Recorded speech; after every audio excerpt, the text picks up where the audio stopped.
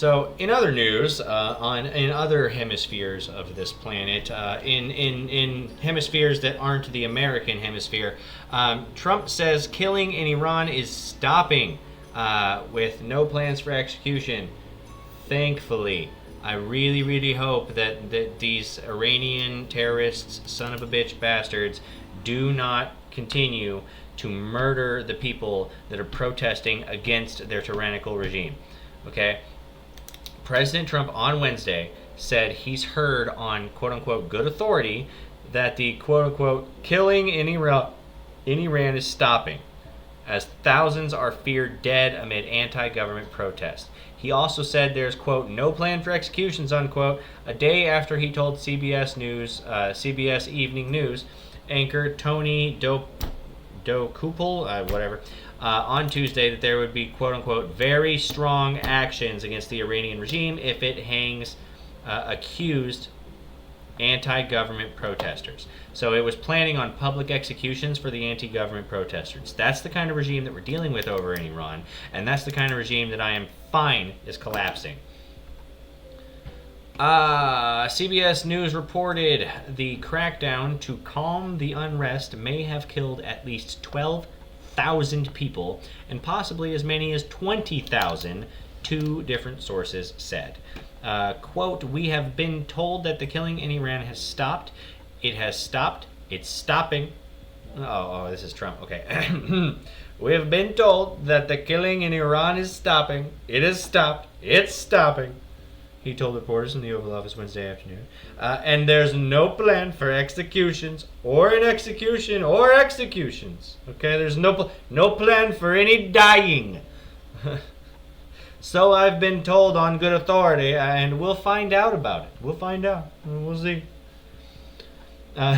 Donald Trump said that information from very important sources on the other side had just reached him when he assembled cabinet members and guests for an announcement on reintroducing whole milk to schools. So we're bringing back whole milk instead of just 2% whenever we give like school lunches and stuff, yada, yada, yada. Anyway, they've said the killing has stopped and the executions won't take place, he said. There were supposed to be a lot of executions today, and that the executions won't take place. There were supposed to be a lot of executions Tuesday, and that the executions won't take place, and we're going to find out. A reporter asked the president that the means military options are now off the table. We're gonna watch and we're gonna see the process, he said. We're gonna find out. We'll see. I don't know. If we have to put boots on the ground to kill terrorist fucks, then we have to get boots on the ground to kill terrorist fucks. What can I say? Mr. Trump has told Iranians help is on the way. And while he wasn't elaborated on what that means, the Trump administration says that the president has a range of options at his disposal, from controversial military strikes to cyber warfare. This is obviously a developing story and will be updated. So says CBS News. Okay, so anyway, Trump has warned of, quote, very strong action, just like they said, if Iran executes protesters. So he has previously pledged support for the anti-regime protesters in Iran, saying if they start killing you, we will show up and we will stop them from fucking killing you. So anyway, this is the BBC News. This is over in England, and I'm gonna be completely honest with you. Our news anchors are hotter. Like it's way better to watch the American news than it is apparently to watch the BBC News, because she doesn't look very attractive. And personally, I like to have something nice to look at whenever I watch the news. I'm just saying. President Trump says the US will take very strong action against Iran if it goes ahead with threats to execute some demonstrators who've been arrested for taking part in anti-government protests. The family of one man, 26-year-old Efran Soltani, said they've been told he may be executed today. One human rights group estimates that more than 2,000 people have been killed so far during the violent crackdown by Iran's security forces. President Trump has urged Iranians to keep demonstrating. In response, Iran's ambassador to the UN has accused him of inciting violence. President Trump has been speaking to our partners in the US, CBS News. In an exclusive interview, he was asked about his comments on Iran. If they hang him, you're going to see some things that I don't know what where you come from and what your thought process is, but you'll perhaps be very happy. What do you mean by that? We will take very strong action. If they do such a thing, we will take very strong action. And this strong action you're talking about, what's the end game? The end game is to win. I like winning. How do you define that in Iran? Well, let's define it in Venezuela. Let's define it with al-Baghdadi. He was wiped out. Let's define it with Soleimani. And let's define it in Iran. Yeah, so a big part of the reason why we were in the Middle East for 20 fucking years and didn't accomplish a goddamn thing is because there was never really actually a stated objective for us being there. We were just there to try and get oil. And, well, I mean, yeah, like we were just there to get oil, honestly. So the fact that we have a stated objective means that we have something for our military to actually fight toward, which means that they're going to be incredibly deadly and efficient in getting to that end goal. So as long as the U.S. military has an end goal, there's virtually nothing on the planet that can stop them from getting there. And we wiped out their Iran nuclear threat in a period of about 15 minutes. The only reason that the guerrilla warfare was able to work as well as it did in places like, let's say, Afghanistan, over where the U.S. gave up fucking Bagram Air Base, and over in and over in other parts of that same region of the planet. Anyway, so the only reason the U.S. was taking as many casualties as they were over there, even though it really was not that many, all things considered. It was a lot of lives. One is too many, but it really wasn't that bad considering we were there for like 20 years. The reason we were taking so many casualties was because there was never a stated objective. We were just there to be there, right? And because of that, our forces were just kind of there to die, like honestly. And we got really good at countering guerrilla warfare tactics, which is a really good thing, particularly in today's warfare. It's once the B-2s got there, and that was a complete obliteration, as it turns out, which is what I said initially. Then some questioned it, and they said, Trump was right. So we've been right about everything. We don't want to see what's happening in Iran happen. And, if they want to have protests, that's one thing. When they start killing thousands of people, and now you're telling me about hanging, we'll see how that works out for them. It's not going to work out good. Well, let's now speak to our chief international correspondent, Lise Doucette, who joins us here in London. Lise, what can you tell us about the situation in Iran today? Well, Catherine, as we've been reporting ever since Thursday, when the government imposed a near total blackout, it's very difficult to get a full picture of what is happening on the streets in Iran now that these protests are in their third week.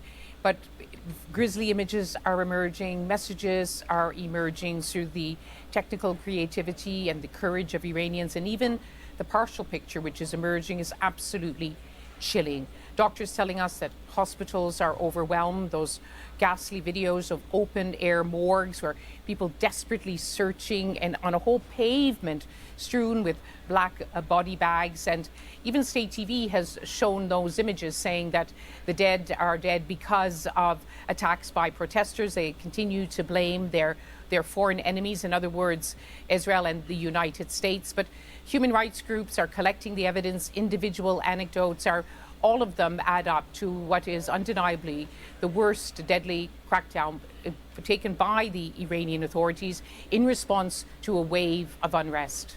And those concerning reports of people who've been sentenced to death, President Trump has warned the Iranian authorities not to carry out any executions. How likely is it that they will listen to President Trump? That interview is interesting because President Trump clearly hadn't heard about the case of Mr. Soltani, whose family, as you reported, fear he could be executed today, and he was only arrested last Thursday.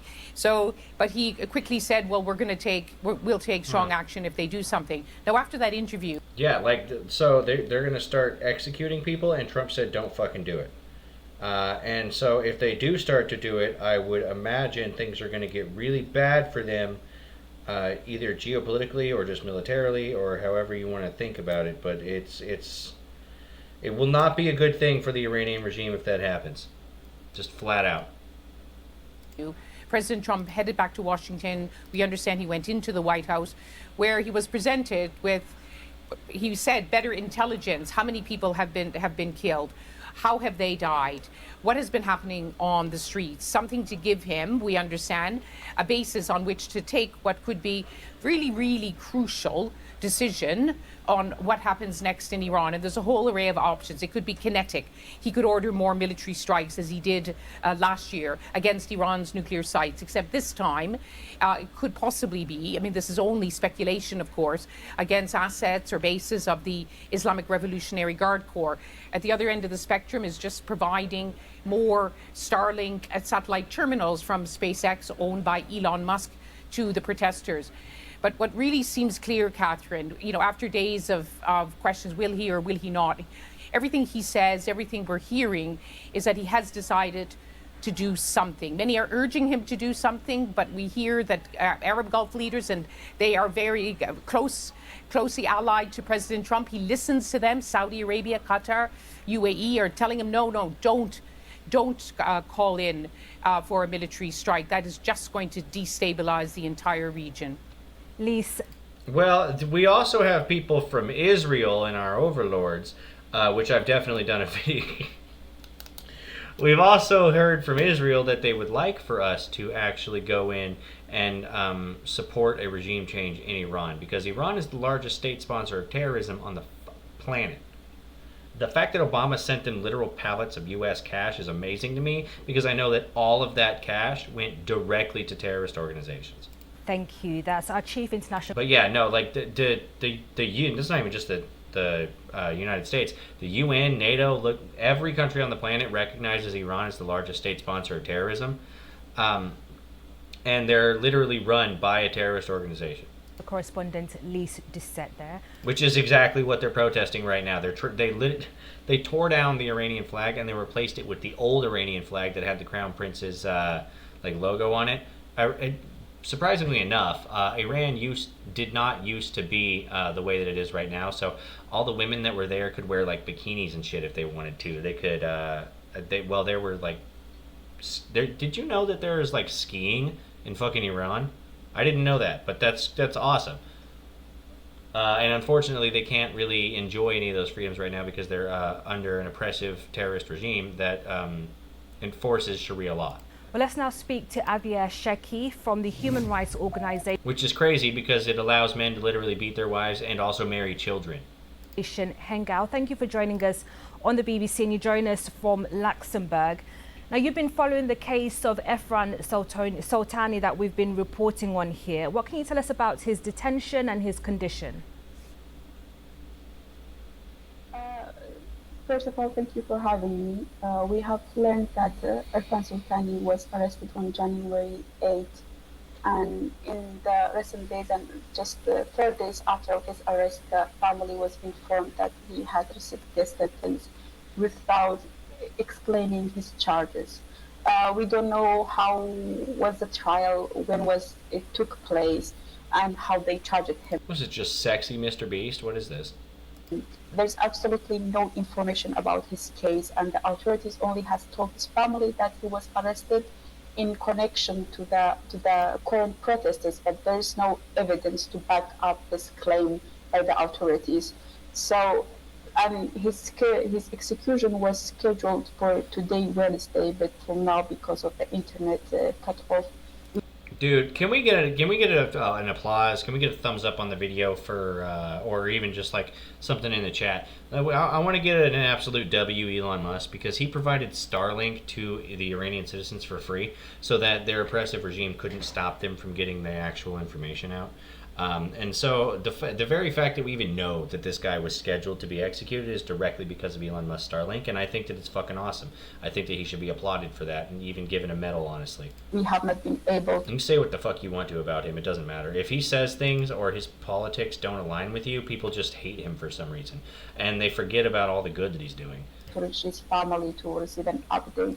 The last update we received was that his family were trying to go to the Qasr Hazar prison. That's where they say that Irfan is being held to at least have their final meeting with Irfan or to prevent the execution, but we have not been able to receive any information since last night from the family. Yes, and from your assessment, how many Iranians are facing a similar fate, being sentenced to death after protesting?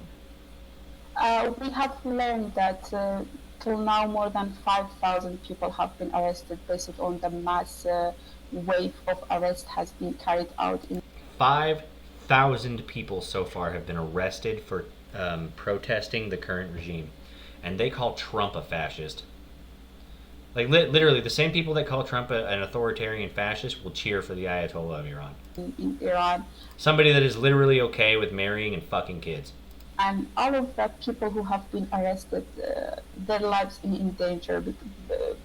We have heard from the. This is the same regime that will send their police out, and if you get caught stealing, they will cut your hand off, like in public, right there. General Chief Justice of Iran, Mohsen Ajli, that and the leader Ali Khamenei, that they describe the protesters as riots, and they are threatening to charge them with a heavy charge as muharaba, which translates to waging war against God. And in previous situation like that, we have seen people who have received this charge, they were facing death sentence or the heavy prison sentences. Also, it's not just the charge that we are afraid that the people who have been arrested, they be faced also the maltreatment in the prisons, the torture that they might receive, that we saw during the Women Life Freedom movement. Yeah, at this point, I mean, see what they're doing right here, where they have a campfire and they're dancing around it? That's not what happened in the summer of 2020, right? Like, and dozens of people died under but also, I mean, there's probably a lot of violence going on here. I know there's a lot of things on fire. the torture, so the same thing can happen and during the recent arrests also. And talk to us about how you're getting information out of Iran.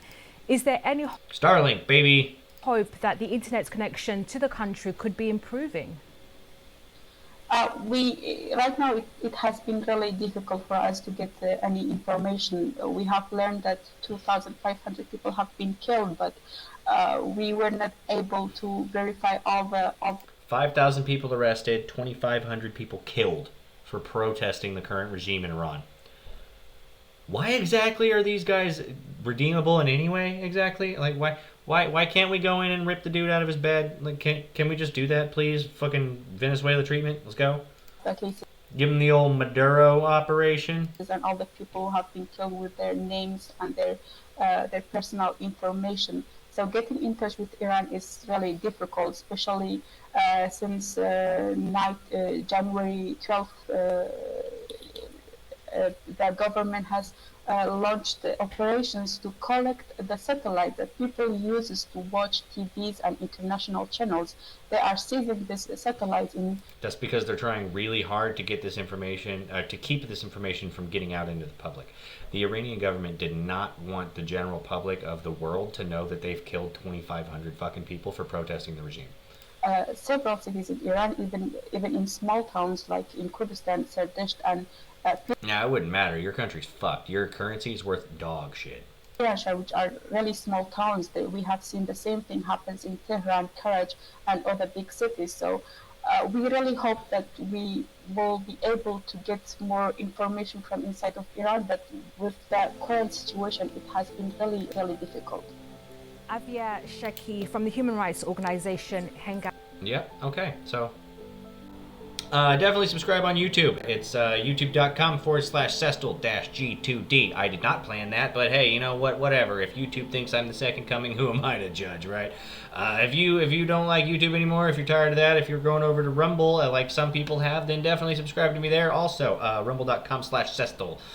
If you like X.com and you like based opinions and you like people like me calling out people like the guy behind me, or the people that are opposing him, honestly, more often than not, then definitely go over to X.com. slash real underscore Sestel, because for whatever reason, Sestel was already taken, which is odd because I really thought that I was pretty unique with this name. Anyway, let's see you guys next week. Bye.